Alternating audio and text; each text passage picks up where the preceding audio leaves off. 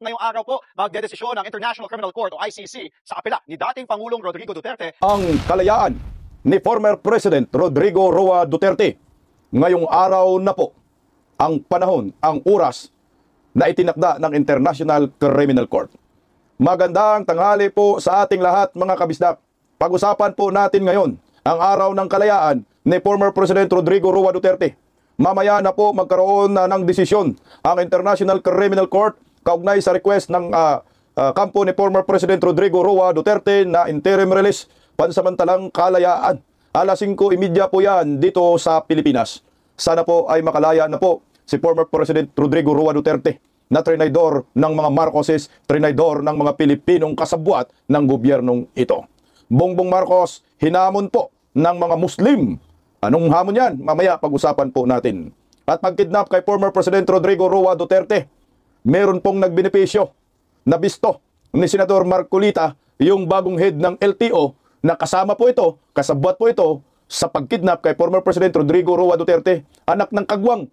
Hayan, siya na po ngayon ang LTO head. Premyo kapalit sa pagtraidor kay former President Rodrigo Roa Duterte. Palike po muna, pa-share, pa-subscribe, at pakipindot po ang inyong notification bell upang lagi po tayong updated sa ating mga video. At suportahan po natin ang Birada Agila tuwing Lunes hanggang Biyernes, alas 2 hanggang alas 3 ng hapon. Kung sino po yung gustong mapanood ako ng live sa Birada Agila, ho, rin nyo ako mapapanood. Araw-araw po yan. Dahil dito po sa Bisdak Pilipinas, laging upload video lang po tayo. Pag-usapan po natin ngayon ang kalayaan ni former President Duterte. Lahat po ng maraming Pilipino nakaabang na. Para bang ito ay boxing ni Manny Pacquiao, world champion. Ano po ang mangyayari? Lahat po tayo ay positibo po na si Tatay Digong ay pagbigyan ng International Criminal Court na makalaya dahil sa kanyang edad na 80 anyos. Kung human rights na po ang ating pag-uusapan, marapat dapat lamang nagagawaran itong presidente ng Republika ng Pilipinas na si Tatay Digong. Dating presidente pero para sa akin presidente pa rin po si Tatay Digong. Pero bago po yan, pag-usapan po muna natin itong nabisto ni Senador Marcolita na itong bagong head ng LTO ay kasabwat ho pala, no, sa pagkidnap kay former President Duterte. Kaya itinalaga po ni Bongbong Marcos na head ng LTO ngayon. Ang masakla po, walang qualification itong buplax na ito. Walang qualification ng buplax na ito para magiging LTO head. Grabe no, pinaglaruan tayo animal ni WM. Bungit, may karma rin yan. Abusado, basta na lang. Kung gagawa ka ng kasamaan, basta pabor sa pamilyang Marcos, ayan, bibigyan ka ng posisyon at happy-go-lucky ka. At sama-sama silang maging demonyo, hindi maging milyonaryo. Mauubos din yan yung pera ho ninyo, makakarma din po kayo. O ito na po, pakinggan po natin yung mga birada ni Senador Marcolita ho dito. Recently replaced by a new one. May I know the name of the current head of the LTO, Mr. President? Assistant Secretary Marcos Lacanilaw, Your Honor. Is the new head of the LTO. May we know, Mr. President, if the current LTO head has been trained in the transportation sector to merit replacement of Attorney Vigor Mendoza, the last one that I knew to be the head of the LTO. Your Honor, Mr. President, he is beside me right now. He said that he has been active in the motoring sector and at one time part of in one of the investigation in one of the issues in the LTO in sa taong 2008-2009. May we know, Mr. President, how active or to what extent he is so active in the motoring sector? Your Honor, Mr. President, according to the LTO head, he was active in the motorsports before, car racing and motorcycle racing, Your Honor, Mr. President. Mr. President, pagka ikaw ba ay nasa car racing or anumang klaseng racing yan, o horse racing, halimbawa, does that qualify you automatically as head of the LTO? Alam po niyo, Mr. President, doon lamang po sa mga core functions ng LTO, to name a few, issuance of licenses and permits, motor vehicle registration, enforcement of LTO laws, adjudication of traffic cases, collection of revenues for the government. Nandiyan pa yung napakarami po. Why do you think he merited to be the head of the LTO by being a car racer, Mr. President? Your Honor, Mr. President, the LTO head said that he was formerly an ASEC of the civil defense and also was involved in yung pong kanilang family was part of had a bus company. And yung his previous jobs, he said that he was really active in the motoring industry. Yan yung kalbo na yan, si Marcos Lacanilaw, baka hindi nyo po nakilala. Ayun ang ngayop na to.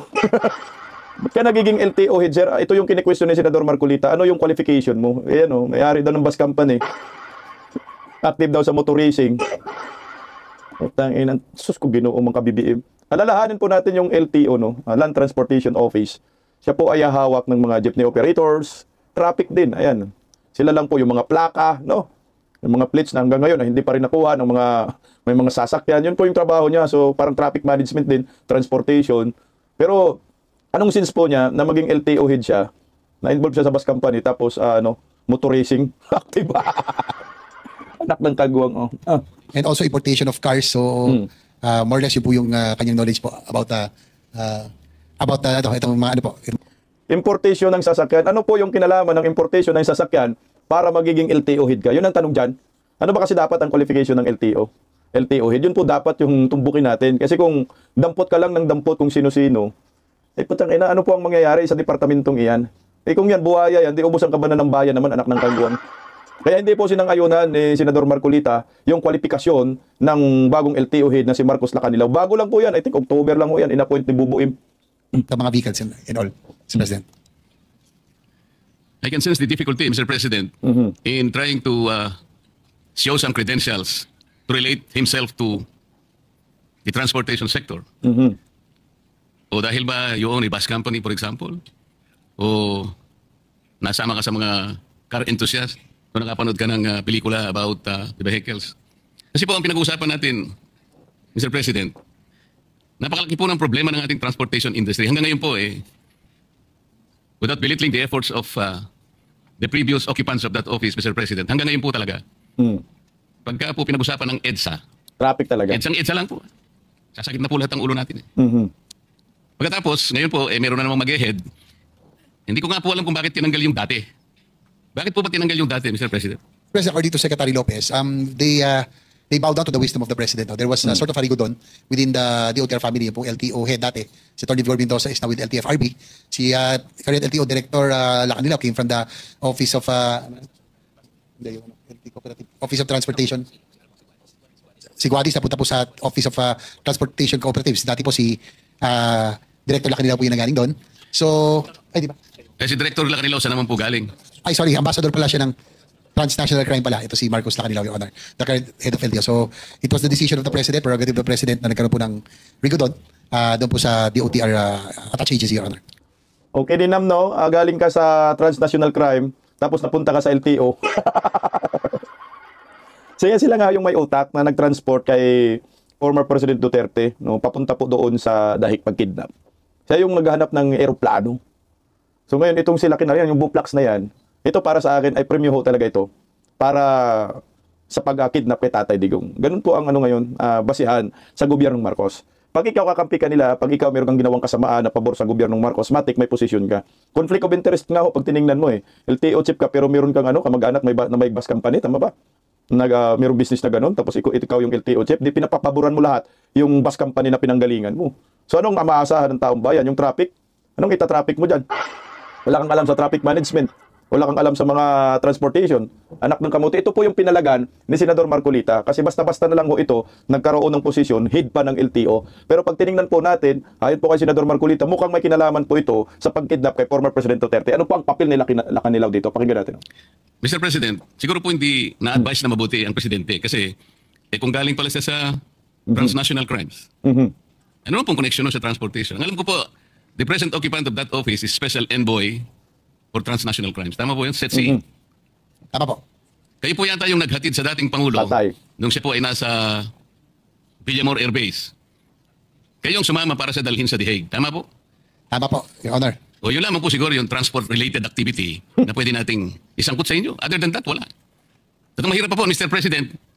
Stop muna tayo doon. So ito po, lumalabas po na ito ay premyo talaga.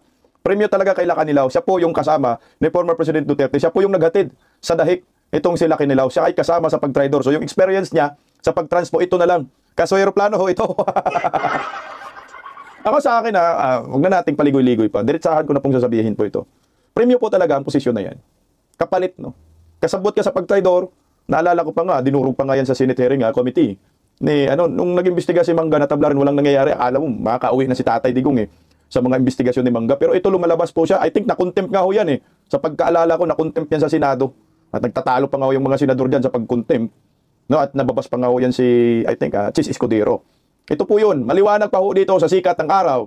Itong posisyon nila Kanilaw ay premyo po sa panggago kay former President Duterte dahil kahit anong anggulo na tingnan mo, wala ho talagang kwalifikasyon itong hinayupak na ito, kundi yung pag-traidor lang kay Tatay Digong kaya inappoint yung Buplax na ito. Tuloy sino? Hindi naman kotse ang ginamit mo, aeroplano ginamit mo, so hindi ka rin dapat sana ron eh. Kung tricycle lang ginamit mo para dalhin mo si dating Pangulong Duterte sa The Hague, Oh, mula nung March hanggang ngayon, baka hindi ka pa nakarating. Sa layo mo. anak ng gamote. Hindi talaga yung yung sense of humor, sarcasm ni Senador Marcolita. Oo nga naman eh, bakit ka na punta sa Land Transportation Office? Sabihin na lang natin yung experience mo pag-transpo kay Tatay Digong pag-kidnap. Kaso ang gamit nga aeroplano eh. So anong kinalaman dun sa Land Transportation Office? Kaya nga Land Transportation Office kasi may experience ka dapat dyan, no? Hindi naman Air Transportation Office yung pinag-uusapan. Land. Tricycle ginamit mo daw hanggang ngayon, baka hindi ka pa nakarating. Okay, natatawa lang ko tayo dito sa mga ginagawa ni Bongbong Marcos, pero seryosong usapan po ito. Hindi po pwede na magtalaga ka lang po ng mga ganyang mga posisyon sa LTO na wala namang experience, wala namang kwalifikasyon. Hindi po pwede nang mag-opera sa tao na may sakit sa kunyari, for example, sakit sa kidney, sakit sa bato, hindi pwedeng mag-opera yung engineer, no? Ang mag-opera po talaga yung doktor, yung espesyalistang doktor. At hindi rin naman po pwede na magbunot ng ngipin ay mason. Dapat dentista. Kung maso na bubunot ng ngipin yan, ay gamit plier, gamit yan, ties. Cutter, long nose, ayan. Dentista. Ito po yung gustong iparating ni Senador Marcolita. Kaya nasita. Kaya suspitsa nga niya, putya, baka na-point ka lang dahil tinarantado mo lang, kasabot ka sa pagkidnap kay former President Duterte, nadalhin sa dahig anak ng kagawang. Wala nang iba. Ito talaga. So wala din eh. Mr. President, ako po nangangamba lang sapagkat napakalaki ng problema ng transport sector natin. Licensing lang. Yung pag-i-issue lang ng plate ng mga sasakyan. Registration. Enforcement ng ating LTO laws. Paano niyo po i-undertake ang napakarami pong sagutin na ito? Okay, alam niyo, grabe talaga dyan sa LTO, daming problema dyan. Lalo na po yung mga jeepney operators, anak ng kagwang. Ang dami nilang problema. Yung mga taxi, dami nilang problema dyan. Plate number sa mga motor, plate number ng mga motor, maraming motor. Kikita mo po registration, sira-sira na eh. Kasi walang mga walang mga plates. Pati yung mga yung marami rin dyan mga sasakyan hanggang ngayon wala pa rin plate number eh. Bakit ganun ang itinalaga mo dyan? Walang kakayanan in short, no? So yung competency niya zero, incompetent ho talaga ho ito. Tinalaga lang ho talaga kasi nga gumawa ng hindi maganda na pumapabor sa gobyernong Marcos. Kagaya po ng alam mo ho sa akin noong kagahapon sa Berada Aguila, kapag ikaw ay kawatan, no? Pag ikaw ay kurakot, kakampi ka ng gobyernong Marcos. Yun yung nakikita natin eh. Basta pareho kayo ng nanalaitay sa dugo ninyo. Pagkawatan ka, pasado ka. Kahit saan posisyon gusto mo, basta kawatan ka, itatalaga ka. Tingnan mo bakit ko nakasabi yan? Ngayon, under Marcos admin, tinuturo na ho sila ni Saldico ng mga utak ng pagnanakaw sa kabilang bayan. Sa LTO, daming pira dyan. Di ba ho? Daming corruption issue dyan sa LTO. May mga pampapalakad ng mga lisensya. Sus, alam natin ho yan. Yung iba nga dyan, walang mga seminar eh. May license ka na. Ganun ang kalakalan sa LTO, yung mga linya, yung mga franchise. O tsaka na pera lang ang pinag-uusapan dyan. Lalo na yung mga Grab. Sus ko Ginoo. Yung mga Grab taxi. Anak ng kagwang ang mga hinayupak na yan. Wala ang mga prangkisa yan. Binibigyan lang ng mga temporary franchise yan para makatakbo at malaki pa ang bayad ng mga hinayupak na yan. Oh, ganun po yung kalakalan sa transportation industry sa ating bansa dyan sa LTO. Kasi sila po ang lahat ng nangangalaga at kung sino yung pwedeng patakbuhin sa kalsada, kung sino yung bibigyan ng rehistro. Public man o ma-private ka man. Kaya siguro itinalaga ka dyan dahil kawatan ka, ay magnanakaw to, kalbo to. O sige, pasado yan. Gawin mong LTO-hin dyan para maglimas tayo sa kaban ng bayan. Anak ng kamuti mukhang ito nga yung kwalifikasyon. Wala naman po kayong training. Ano po ba yung academic discipline ng ating bagong ASEC ng LTO, Mr. President? Wala talaga. Mr. President, according to our LTO Director, as additional credentials, he's a road safety advocate and he is a civil engineer by profession, Your Honor. Ano po? Road safety advocate ka? Animal kang Buplax ka na sa likod na tahimik ka pa, sarap mo kutusan dyan. Road safety advocates. Engineer.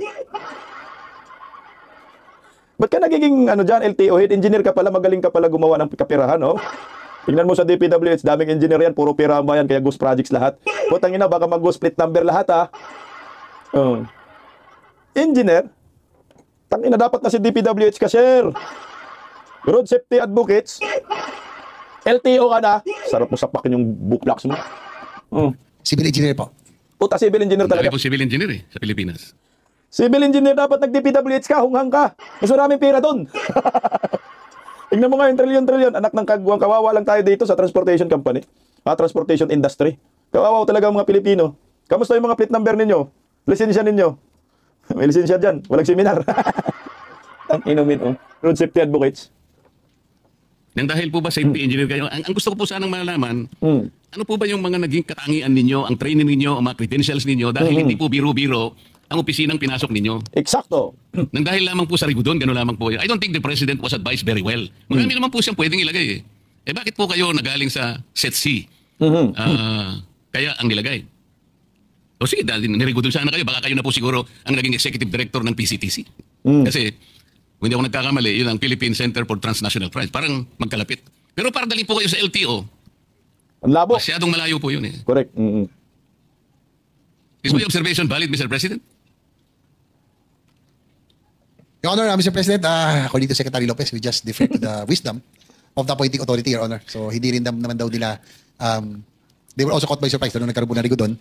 So, they just have to follow orders, Your Honor, Mr. President. I will not question the wisdom of the appointing authority, Mr. President. I never will. Only the President can appoint anybody, nobody else.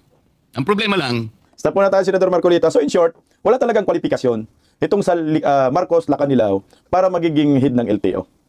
No, kasi kung sinasabi mo civil engineer ka, hindi ka pwede sa dyan sa Land Transportation Office. Meron ding mga engineer na merong connection sa Land Transportation Office, sa transportation company o industry. But for example, yung road safety engineer, ayan. Kung yun yung expert mo, malamang sa malamang, pwede po kayong magiging LTO kasi road safety engineer ka eh. So alam mo lahat yung safety ng kalsada. O kung meron kang experience talaga sa transportation traffic management, pwede ho siguro. Meron naman ganun eh. Mga transportation engineer, traffic management engineer, marami na ganun ngayon eh. Kung meron kang experience sa ibang bansa na nag-aral ka ng ganyan patungkol sa transpo, pwede ho siguro. Kaso ang problema, wala nga ho siyang kwalifikasyon. Civil engineer nga ho siya. Nung ngayon ito, magaling ito mag-engineer ng pagkakitaan sa kaban ng bayan. baka hindi siya in-advise ang mabuti. Kasi kung halimbawa, dadaan yan sa commission on appointments, Bagsak sigurado yan. hindi siya papasa. Correct. Because meritocracy, I think, is fundamental. That is the only way wherein the checks and balances of the legislature will come in. Without questioning the appointing authority, but we can assess the competence, the merit and fitness of the appointee. Now we're talking about the budget, Mr. President. We're going to entrust to the head of the LTO the budget that they required to execute the programs for 2026. The concern is, kung wala naman po kayong training sa gagawin ninyo, Anong mangyayari? baka po, may papangako po ba ninyo ng budget na ibibigay sa inyo ay talagang magagastos doon sa kanyang dapat nakapuntahan, considering na hindi naman po kayo talaga Expert. nakaakma doon sa posisyon na dapat sana ay naibigay doon sa talagang karapat-dapat, Mr. President. Well, Andyan, expert na po, Senador Marcolita, sila kanilaw sa pundo. Huwag kang mag-alala. Diyan talaga, expert. Kaya tinalaga siya dyan para maglima sa kaban ng bayan. Masigurado ka ba na mapunta sa tama? Mapunta po dyan yan, sa tamang bulsa. Yan po talaga ang sigurado dyan. Kaya nga itinalaga siya dyan eh. Wala naman siyang kwalifikasyon sa tungkol sa land transportation. Ang kwalifikasyon lang niya dyan, ginago niya si former President Duterte, kasabwat siya sa pagkidnap kay former President Duterte, sumunod siya sa utos ni Bongbong Marcos na itranspo si Tatay Digong papuntang Dahig. Nag-provide pa ng eroplano na hanggang ngayon hindi pa rin masagot-sagot ng gobyernong Marcos kung saan ang gagaling itong eroplano, kaninong eroplano ho ito, at yung gastos na yan, sa eroplano na yan, kanino? Sino ang nagmamayari ng eroplano? Dahil private jet po yung ginamit eh. Hindi naman po International Criminal Court ang nag-provide ng eroplano para kidnapin si former President Duterte. At ang nag-provide po yan ay mismo ang gobyerno ni Marcos, yan ganun sila katraidor. Ito po talaga ang kwalifikasyon yan. At nakakainis nga ho, tayong mga Pilipino, ayaw po natin na si Tatay Digong ay mapunta sa Dahig, sa Netherlands at makidnap dahil ito po ay labag sa saligang batas, ito po ay pagsuko sa soberanya ng Republika ng Pilipinas na hindi po natin yan makakalimutan. Yung mga pangyayaring iyan. Dapat po makialam tayo dito eh. Na dapat hindi na ito maulit pa. Kagaya ngayon, si Bato na naman, yung pinagtripan ng gobyernong Marcos, nila Buying Rimulya. Mantakin mo, ombudsman lang si Buying, siya nag-announce na mayroon na warrant of arrest. Itong si Senator Bato galing sa ICC. Gaano ba tayo katanga na maniwala tayo sa gobyernong ito? Ako sa akin, kilalanin natin to si Marcos Lacanilao. Alam mo po itong si Marcos Lacanilao, kung hindi po ninyo nakalimutan, no? Sa mga nakaalala rin, Di ba ho, ito po yung pinatawag dyan sa Senate hearing kay Senator Amy Marcos Committee, nag-imbestiga tungkol po sa pagkidnap kay Tatay Digong. I think na contempt nga ho ito. Alamin ho natin. So mag-throwback muna ho tayo para sa dagdag na impormasyon. Sino ba ho itong si Marcos Lacanilaw? Ano po ang ugnayan nito kay Bongbong Marcos at bakit po siya naitalaga? Ayon po sa ating caption, dahil po ito sa pagkidnap kay former President Duterte. Narito po, pakinggan natin yung balitang ito para dagdag lang impormasyon kasi hinahanap po natin yung reason eh. Ano bang nangyayari? Bakit natalaga? Bumwelta si Senate President Cheese Escudero kay Senadora Amy Marcos matapos sabihin ng senadora na tinanggihan niyang ipakulong ang isang resource person na pina-cite in contempt kahapon. Paalala ni Escudero, huwag gamitin ng Senado sa politika, bagay na itinanggi ng senadora. Nakatutok si Darlene Kai. Show cause order ang inisyu ngayon ni Senate President Cheese Escudero laban sa kinatawa ng Interpol Manila at Special Envoy on Transnational Crime na si Ambassador Marcos Lacanilaw para pagpaliwanagin sa loob ng 5 araw kung bakit hindi siya dapat ma-cite in contempt. Kahapon pinakontempt sila Lacanilaw, isa sa mga sumama kay dating Pangulong Rodrigo Duterte mula Villamor Air Base hanggang sa the Netherlands nang arestuhin siya. Okay, tingnan mo Si Marcos Lacanilaw talagang sumama mula Villamor Air Base hanggang sa Dahig. Siya po yung nag-escort. So ito na po yung tinutukoy ni Senador Marcolita.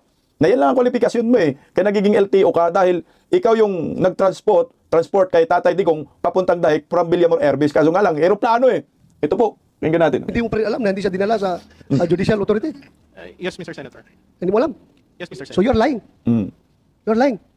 Madam Chair, I move to cite in contempt Ambassador Lacanilaw. Josh Chance, hindi mo alam if nilabas sa Villamor si PRRD?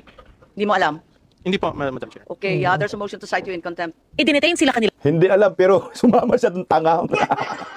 Sa dagdag na kwalifikasyon, dapat sinungaling ka para kasama ka sa tropang singhot. Na-contempt nga ho yan. Kinontempt na ba to? sa Senado pero pagkatapos ng ilang oras ay pinalaya rin. Bagay na tinawag kagabi ni Senadora Amy Marcos na nakadidismaya at mapanganib dahil maaaring maulit umano. Dismayado umano siya sa di paglagda ni Escudero sa contempt order ng kanyang komite. Pinabulaanan niya ni Escudero dahil hindi pa umano niya nakikita o natatanggap ang detention order ng ibandera ito ni Senadora Marcos kagabi. Tila isinawalang bahala di umano ng Senadora na dapat otorisado ng Senate President ang pagpapaaresto o pagpapakulong sa isang resource person. Isang patakaran para matiyak na hindi nagagamit ang kapangyarihan ng Senado laban sa karapatan ng resource person o para sa personal o politikal na pakinabang. Humanitarian consideration anya ito para kay Lacanilaw dahil ililibing ang lolo niya ngayon. Dagdag niya, hindi niya papayagang magamit ang Senado para sa anya'y mababaw na partisan interest lalo ng mga naghahangad na mahalan muli sa eleksyon. Hinihimok niya anya si Senadora Marcos na umiwas sa paggamit ng Senado para sa kanyang personal na layuning politika. Binanggit din ni Escudero ang concurring opinion ni Chief Justice Alexander Hesmundo sa kaso ni Lincoln Uy-O. Nakasaad dito na ang testigong ipinagpapalagay na nagsisinungaling ay dapat munang isyuhan ng show cause order. Sabi ngayon ni Senadora Marcos, hindi pansarili ang ikinasang pagdinig ng kanyang komite. In aid of legislation yun kasi nagkakagulo nga kami, nagpapatulong nga kami kay Justice Ascuna. Nakita natin na medyo may kaguluhan sa batas. Tingnan, mangga, animal na hearing na yan, hindi nakatulong na si Tatay Digong ay mapauwi agad. For optics, yan po ay bago mag-eleksyon Ginamit pa ni Mangga si Tatay Digong dyan, nakuha pa ni Mangga ang atensyon ng mga DDS, Nabuto pa siya at naalala ko pa nga sinabi ni Vice President Inday Sara Duterte, pag hindi mo pauwiin si Tatay Digong, ay mananagot ka sa amin, parang hindi kita endorso. Kailangan pauwiin mo si former President Duterte. Wala naman nangyayari na napauwi Tingnan mo, itong si Cheese Escudero, naglalaro talaga ito. 'Di ba hindi pinakulong Pinalaya lang pala, ilang oras lang, hindi pinirmahan yung contempt order, kaya hindi na-detained. Bakit ganun kalakas itong si Marcos Lacanilaw? Ano po yung ugnayan nito? Okay alam natin si Cheese Escudero at saka si Lisa Marcos, talagang sanggang dikit po yan sila. Kaya nagiging Senate President nga yan si Cheese Escudero dahil kay Lisa Marcos alam natin yan. Inagawan na nga ng baso si Cheese Escudero Tapos ininom pa ni Lisa Marcos, putang ina, feeling birhin Ganun ni Boy Baso, kaya tinagurin natin Boy Baso dahil doon sa mga incidenting iyon na nangagaw po ng alak itong si Lisa Marcos kay Cheese Escudero. Ganong kalakas po si Cheese Escudero kay Lisa Marcos. Ngayon bakit hindi po kinontempt at hindi ipinakulong? Ano po yung ugnayan ng Marcos Lacanilaw sa pamilyang Marcos? Ito. Meron pa akong nakitang video, Marcos. Yan nila Marcos, di ba? Marcos. Naguguluhan ako Marcos. Naguguluhan ako parehong Marcos Bukod sa hindi magkapareho ng spelling. Ito po. Pakinggan po natin yung video ito dahil napanood ko po ito kay Maharlika at ganito kalakas pala yung Marcos Lacanilaw. Ayan anak ng kamuti yan Sus ko, Ginoo ka. Kaya alam mo, ito yung isa sa mga dahilan kung bakit hindi na ipakulong ni Cheese Escudero tong si Marcos Lacanilaw. Pakinggan natin Lacanilaw at si Lisa Tanas. Anong relasyon nyo? Ang sabi sa akin, Maharlika, sa buwatan talaga yan, si Marcos Lacanilaw at Lisa Tanas. Ito ang litrato. Ayan mainit-init pa. Ano sila, magjowa? Ano pinag-usapan ng mga yan? Here's another, dito po nasa gitna. Ayan sarap, di ba? Nagiinuman. Yan si Satanas.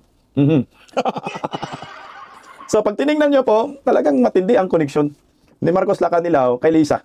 Lisa Tanas daw, sabi ni Maharlika. Isipin mo, makipag-inuman, makipagpartihan, manigurado may pulburon anli dyan. Ito na po yung kikita nating mga koneksyon. Bakit hindi siya na-contempt noon sa Senate hearing ni Mangga? At bakit ngayon ay tinalaga po siyang LTO chief? So mukhang nasasagot na po natin ang katanungan ni Senador Marcolita na nag-iisip, bakit nga ba nagiging LTO chief itong hinayupak na to ambasador? No? Tapos bigla hong nagiging head ng LTO. Una, ang kwalifikasyon kasama sa pagkidnap kay former President Duterte. Pangalawa, malapit po talaga siya kay Lisa Marcos. So ito na ho yun, kainuman, baka katsuksakan pa. Baka lang ha, baka nagtatanong tsuksakan, no? Alam mo naman si Madam Lisa, walang sinasanto yan eh. Di ba, Mike Ubi? Patabanggit ko si Mike Ubi. Ito na ho ng katotohanan dyan. Ginagago si Tatay Digong, former President Duterte. Yan yung isa sa mga kwalifikasyon. Matindi, no, yung kapit, no? Grabe, epoxy na epoxy. Dikit na dikit. So yan po ang isa sa mga nakikita natin, yung relasyon ni Marcos Lacanilao kay Lisa Marcos, kasi ang alam mo natin, di ba? Si Lisa Marcos nga daw yung talagang yung umuugat ba, no? Yung tawag diyan sa Tagalog, yung siya talaga ang nagpumilit, no? Na kailangan hindakpin, hulihin si Duterte padala sa dahig. Si Lisa daw yung si Bongbong Marcos daw nanganginig na daw yun sa takot. Pati yung si Martin Romualdez, ayaw daw nila yun eh. Pero itong si Lisa Marcos talagang tumatayo at nagpupumilit na dalhin nyo. Kaya tingnan mo, itong si Marcos Lacanilao nagkaroon ng premyo. Lalaya na ba si former President Rodrigo Roa Duterte ngayong araw? Pagkatapos po ng mahabang buwan, mahabang panahon, ito na ba ho ang araw ng kalayaan ni Tatay Digong? Ang pinag-uusapan po natin ay yung interim release na request ng kampo ni Tatay Digong. Mamaya na nga ho ito, alas 5:30. Marami pong mga Pilipino ang naghihintay ho dito sa desisyon ng International Criminal Court. Ang tangi pong reason natin dito, humanitarian reason. Kung yung si Marcos Lacanilao pinagbigyan ni Chis Escudero na hindi po na-contempt dahil sa humanitarian reason, dahil namatay daw yung tatay, no, living daw. What more pa kaya dito kay former President Rodrigo Roa Duterte? Karapatan din po niya, qualified din po niya, deserve din niya yung humanitarian reason dahil po sa kanyang edad. Mamaya na nga po ito, alas 5:30. Panoorin po muna natin ang balitang ito. Ngayong araw po, magdedesisyon ng International Criminal Court o ICC sa apela ni dating Pangulong Rodrigo Duterte para sa kanyang interim release o pansamantalang paglaya. Magsisimula po ang pagbabasa ng desisyon mamayang alas 5:30 ng hapon. Mapanood po yan ng live sa website ng ICC. Pero hindi po sisipon si Duterte sa pagdinig matapos pumirma ng waiver. Ang haharap lang dito ay ang abogado niya, si Nicholas Kaufman. Matatanda ang binasura ng ICC pre-trial chamber ang hiling na interim release ni Duterte matapos igiit ng kanyang pamilya na dinukot siya. May mga koneksyon din daw sa politika si Duterte na posibleng tumulong sa kanyang tumakas. Putangin ang word na yan, tumakas. Alam niyo po yung salitang tumakas na yan. Kung gusto lang tumakas si Tatay Digong, ay putsang ina, hindi na po siya umuwi galing galing Hong Kong, di ba ho? Kung yung pag-uusapan lang natin, takas-takas lang. Yan ang yan ang pinaka halimbawa dyan. Yung simpleng senaryo. Simpleng logic lang eh. Di ba si Tatay Digong, kinidnap nila, galing po yan ng Hong Kong eh. Kung tutuusin, pwede nang mag-apply ng asylum si Tatay Digong sa China eh. Dahil kaibigan niya si President Xi Jinping eh. Hindi na kailangan umuwi. Ba't pa ako uuwi? Putang ina, ginagago ako. Kung tatakasan lang ha, hindi ho. Wala po sa bokabularyo ni former President Rodrigo Roa Duterte yung pagtakas. Hindi ganyan si Digong. Si Digong ho ang pinakamatapang na presidente sa lahat ng naabutan ko eh. Anong koneksyon sa politika? Oo, hindi natin maitanggi na yung anak niya ay vice-presidente, pero it doesn't mean na tatakas na siya eh. Wala ho karapatan niya ho ng na makalaya ho dahil sa edad niya. 80 anyos eh. Kailangan na po ng kalinga yan, ng kanyang mahal sa buhay, ng kanyang pamilya. Ibigay nyo na po yan. Huwag na po nating, putangin na kung sa inyo kaya mangyayari ito sa pamilya ho ninyo, payag kayo. 80 years old, tatakas, flight rest, anak ng kagwang. Alam niyo ho sa akin na tayo mga Pilipino ho tayo eh. Magpaka-Pilipino ho tayo eh. Wala naman pong masamang ginawa si former President Duterte. Yung naging presidente siya. Meron bang korupsyon sa panahon ni Duterte? Ang kaso ba ni Duterte, akusasyon ay korupsyon? Hindi. Ang akusasyon kay former President Duterte, ito ho ay panggurgor di umano. Sa mga drug addict, sa mga kriminal, ayaw nyo yun. Anak kayo ng kamuti, sarap nyo pagsasampalin. Saan ba logic natin dito? Ano bang gusto natin mabiktima? Sino bang gustong pumanaw? Yung mga inosente? O yung mga drogista na salot sa lipunan na ngayon ay bumabalik na naman? Pati yung Pangulo, nakangiwing pa nga eh. Tinuturo na may issue sa pulburon. Kaya yun ang dahilan. Na si Tatay Digong, si Duterte, pakulong mo, putang ina, yung mga kasama natin noon na mga ngiwi. Nasa ilalim na ng lupa. Diba? Yun yung isa sa mga nakita natin eh. Kakampi ba? Itong mga hinayupak na ito ni Bungit, itong mga sindikato, itong mga pulbos lord. Kaya ginagago nila si Tatay Digong. Putang ina ng Pilipino, pangatanga natin kung gano'n. Ako sa akin, positibo ako na si former President Rodrigo Roa Duterte ay pagbigyan po ngayon ng ICC sa pansamantalang kalayaan.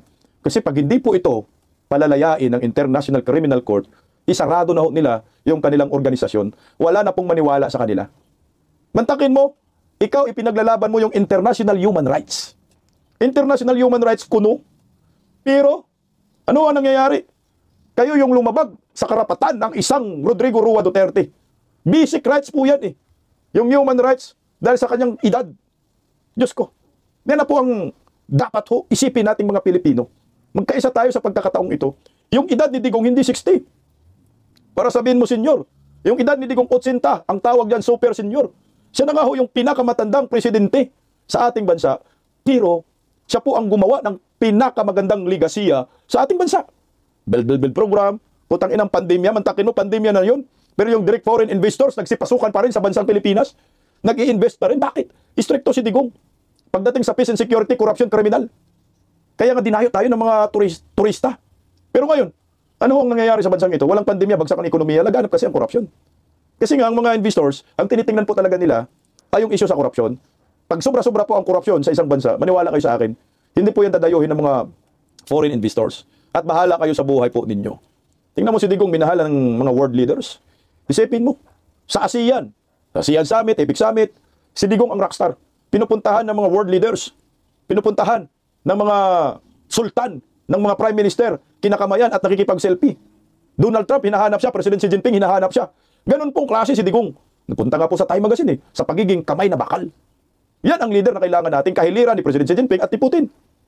Pero ngayon, si Bongbong Marcos, putang ina, inilagan eh. Ayaw ko dyan, putang ina, nakangiwang panganyan.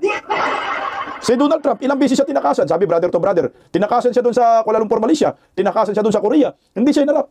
Kasi walang kwentang presidente si Bongbong Marcos. Yung ligasiya ng mga Pilipino sa panahon ni Digong, napakaganda. Alam niyo po yung parang sa panahon ni former President Duterte, ang sarap ng ang sarap maging Pilipino. Pag ikaw OFW, pag tinanong ka, are you a Filipino? Yes, I am a Filipino. I am proud to be a Filipino. Pero ngayon, sa panahon ni Bubuim, are you a Filipino? No, I'm not a Filipino. I'm Indonesian. Paano ka magiging proud na Pilipino? Putang ina, presidente, nakangiwang pa ka. Tan inumin. Nasabi nga ho, ng maraming Pilipino, ang tindi ng presidenteng ito. Pag nagsalita, dumidip-dip. Pag nagpa-interview sa international media, ang pangit ang ligasiya ni Bubuim. Ligasiya ni Bubuim, corruption na issue. Polvoron na issue. Blood control, ghost projects. Corruption. Yan talaga ang ligasiya ng mga Marcos. Pero kay former President Duterte, war on drugs, bell program. Nakaka-proud maging Pilipino. Kaya kung ako po ang tatanungin ho ninyo, ngayon na po dapat igawad kay former President Rodrigo Roa Duterte ang araw ng kalayaan. Marami na pong galit sa gobyernong ito. Pag hindi po pagbigyan ni Bangag ang kalayaan ni Digong, kasi alam natin. Sabi nga ho ni Nicholas Kaufman, ang tunay na prosecutor ay nasa Malacanang. Walang iba si Bongbong Marcos, Lisa Marcos. Pag sakyan pa rin ito ni Bongbong, ay hindi palayaan si Tatay Digong. Lalong babagsak sila at lalong manggagalaiti sa galit ang maraming Pilipino. Kagaya po ngayon, ang Muslim community, galit na ho kay Bongbong Marcos. At hinamon na po ng Muslim community si BBM. I think first time yata nagkaroon ng One Bangsamoro Coalition. Ito po lahat po ng tribo ng Muslim community, sama-sama po sila. Nagkaroon po sila ng coalition para labanan ang korupsyon. Meron po silang inilabas. Kagahapon ang sabi nila, magpapatalsik, patanong naman ho, hindi naman ho ito talagang magpapatalsik na ba tayo ng isang mandarambong? Yan lang naman, patanong lang naman ho. Gusto namin ipakulong yung mga kurakot. Pero ngayon ito, hamon na po talaga kay Bongbong Marcos yung ginawa ho nila. Ano pong hamon ng Muslim community kay Pangulong Bongbong Marcos? Pakinggan po natin ito mga kabisnak. Narito. Haram o mahigpit na ipinagbabawal sa mga kapatid na Muslim ang paggamit ng illegal na droga. At matapos ang revelasyon ni Senator Amy Marcos, may hamon sila ngayon kay Pangulong Marcos Jr. Kung ano ito, alamin sa report ni MJ Mondehar. Ang paggamit ng illegal drugs ay ipinagbabawal yan ng aming relihiyon. Mahigpit na ipinagbabawal ng aming relihiyon dahil nilalason nito ang isang katinuan ng pag-iisip. Yan ang pahayag ng One Bangsamoro Coalition sa kanilang soft launching sa Quezon City nitong Huwebes umaga, November 27. Ayon sa grupo na binubuo ng iba't ibang Muslim organization sa buong Pilipinas, nakababahalang pagtukoy ni Senator Amy Marcos sa kanyang kapatid na si President Bongbong Marcos na umano'y gumagamit ng cocaine. At mas lalo ngayong nagsalita na yung kanyang kapatid na kung talagang siya ay gumagamit ng ipinagbabawal na droga, ay masasabi natin na wala na siyang moral ascendancy. Maring ipinagbabawal sa Islam ang paggamit ng illegal na droga at ito'y mahigpit na sinusunod ng mga kapatid nating Muslim. Ayon sa Juan Bangsamoro, higit 10 milyon na ang bilang ng mga Muslim sa Pilipinas. Mga mamamayang nagmamasid sa munay matinding korupsyon sa pamahalaan at ang isyu ng umunoy drug use na araw-araw umuusig sa presidente. Kailangan tumindig na tayo dito. Kailangan manindigan tayo at kailangan manawagan tayo sa presidente na siya ay sumailalim sa isang hair follicle drug test. Mismo si Senator Amy Marcos na ang naghamon sa Pangulo at sa kanyang pamilya na magpa-hair follicle test. Yan din ang hamon ni Vice President Sara Duterte mula nang ito'y magsalita sa umunoy issue ng drug use ng Pangulo. Enero ngayong taon, ganito ang naging tugon ng PBBM na hamunin siya ng kanyang dating Executive Secretary na si Attorney Vic Rodriguez na magpa-hair follicle test. What is saying public trust, public office, public has nothing to do with the follicle test. Ngunit para sa mga kapatid na Muslim, hanggat hindi napapatunayang hindi gumagamit ng droga ang Pangulo, mananatiling makasalanan ang tingin nila kay PBBM batay sa turo ng Islam. Ito ay isang haram, ito ay ipinagbabawal ng aming relihiyong Islam at ang mga taong gumagamit ng droga ay walang karapatang mamuno sa ating bayan. Para sa Diyos, sa Pilipinas, kung MJ Mondeja, SMNI News. Narinig mo, Bubuhem? Ang taong gumagamit ng droga ay walang karapatang mamumuno sa ating bayan. Putang ina, bakit pa kasi tayo pumayag sa ganun? Pag ang tao pulburonik, ang leader pulburonik, putang ina, ang resulta ito yon, kawatan, lima sa kaban ng bayan, krimen, bagsak ekonomiya, tuliro ang utak, digmaan ang utak, paggigipit, pang-aapi, pang-aabuso, kasakiman. Yan po ang mangyayari. Yan yung utak ng isang pulburonik. Yung kay Tatay Digong, sa tingin nyo ba, utak ng matinong leader, yung ginawa kay former President Duterte, na yung isang former president, yung isang Pilipino, ay itinakwil mo. Ito ay itinakwil talaga. At ipinadala mo sa banyaga, anak ng kamuti, anong katangahan yan? Sabi ko nga sa inyo, sa panahon, kapanahunan natin, mga bayani ho natin, nakikipaglaban para sa soberanya ng ating bansa kapayapaan. Ayaw natin magpasakop. Ayaw natin magpasakop sa mga banyaga. Lumaban na po tayo sa mga Kastila. Ipinagtanggol natin ang ating bayan, soberanya. Lumaban na po tayo sa mga Hapon. Lumaban na po tayo sa mga Amerikano. Ang dami pong nananakop sa atin Pero lumaban po tayo Pero itong ginawa nila kay former President Duterte, isang kagaguhan at katarantaduhan, ito ay utak pulburon. Para sa akin. Alam mo, cuidado ka dito, Nyor. Mga kapatid nating mga Muslim na po tumayo dito Hamon mo, magpa-hair follicle ka. Pa-hair follicle ka daw, sabi ng mga kapatid nating mga Muslim. Hanggat hindi ka magpa-hair follicle, ang tingin nila sa'yo, pulburoni ka. Dahil haram daw po yan. Wala ka daw karapatan mamuno. Lahat naman. Kahit nga driver's license, kailangan nga may drug test ka Mag-apply ka ng trabaho, kailangan may drug test ka. May neuro exam ka pa. Di ba? Pero ito, presidente, wala Pulburon ka, pasado ka, binuto ka pa. Alam ako ngayon sana maliwanag na po sa ating mga Pilipino itong nangyayari kay Tatay Digong. Na kung sino po ang may pakana ng lahat. Ako ito, tama po si Vice President Inday Sara. Kidnapping po talaga ito. Ang nakikita ko po dito, pag hindi pagbigyan ng International Criminal Court na makalaya si Tatay Digong na mayroong valid reason 100%, humanitarian reason, sa edad, sira ang kanilang organisasyon. Pero sa akin mukhang magdadalawang isip din itong ICC na gawaran si Tatay Digong na pansamantalang kalayaan. Kasi kung palayain si Tatay Digong dyan ng ICC, wala na pong pera na papasok sa mapyang organisasyon na ito, Kangaroo Court. Dahil ang tanging hawak nila na kaso dyan sa ICC ay si Tatay Digong lang. Wala na pong iba. So ngayon, yung mga miyembro dyan, alam naman yung International Criminal Court Organisasyon ay tumatanggap lang ng limos yan sa ibang bansa. Pag nakita po yan ng mga ibang bansa na miyembro ng ICC, wala naman pala si Duterte dyan. Wala naman pala kayong nililitis. Bakit po kami magbibigay ng pera dyan, magdudunit? Alam mo sa ICC, yan ay pinagkakitaan lang. Walang conviction dyan sa International Criminal Court. Maniwala ko kayo sa akin. Yung rate ng conviction, napakadipis. Kasi nga ito ay ginagamit lamang sa pamumulitika. Ito ay business. Mafia rin yung organisasyon na yan Pera-pera lang din. Bantakin mo yung mga prosecutor nila. May mga issue. Di ba? May mga kaso. Paano mo pagkatiwalaan yung isang korte na yung mga prosecutor ay may mga lihim din na mga katarantaduhan? Meron ding mga kaso. Kaya para sa akin, kung ako ang presidente ng Pilipinas, kung sakali, pagtanggol ko talaga tong ating kababayan. Presidente po ito, OFW nga, na may convicted na OFW Putang ina, sinasalba pa na natin binibili pa natin sa bansa, blood money What more pa kaya dito kay Digong? Bakit ayaw manindigan ng ating bansa, ng ating gobyerno? Na ipauwiin nyo yan, animal, Pilipino yan, maraming nagawa yan dito. Di ba kung matino pa ba ang utak ng nakaupo ngayon? Kaso hindi nga matino, nga utak bulburon nga, anak ng kagwang.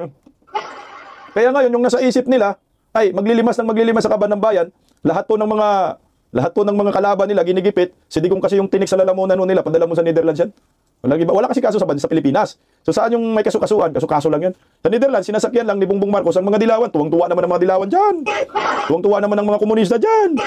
Ayan, pira-pira lang. This is all political motivated. Wala na pong iba. Pamumulitika, kagaguhan, gamit ang pera ng bayan. Sabi nga ni Senator Bato, putang ina, ginamit ho ninyo dyan eh. Gastos para mapadala si Digong doon sa Netherlands, kickbacks sa flood control. Ghost projects, 1.2 trillion. So ngayon, maglilimas pa talaga kayo na maglilimas. Kung tutuusin, di ba? Nakakainis kung malalaman natin na nagsusuporta ngayon sa ICC ay si Bongbong, ang gobyerno natin. Kaya yung pera ng bayan nililimas para lamang si Tatay Digong ay madiin. Putang ina, ICC, makonsensya naman ho kayo. Pauwiin nyo po yung isang Pilipino dyan, former president na inosente.